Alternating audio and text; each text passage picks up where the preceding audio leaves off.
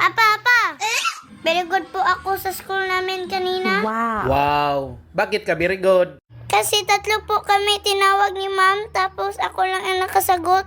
Okay Bakit? Ano bang tanong ng ma'am mo?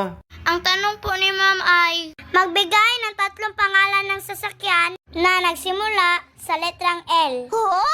Oh, sinong unang sumagot? Yung dalawang kasama ko tumayo pa, ay isa-isa lang po ang nasagot nila. Anong sinagot nila?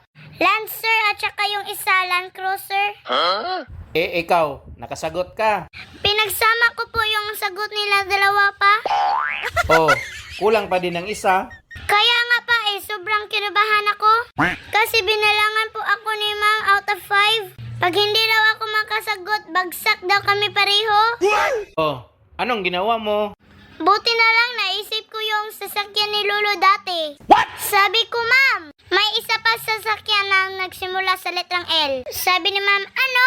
Oh, anong sagot mo? Sabi ko, lumang Montero.